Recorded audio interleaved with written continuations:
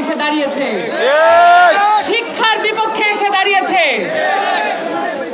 কোটা সংস্কার আন্দোলনের পরে গণ অভ্যুত্থান পরিলক্ষিত হয়েছে। তারপরে আমাদের একটা আশা ছিল বাংলাদেশে একটি শিক্ষা কমিশন গঠন করা হবে।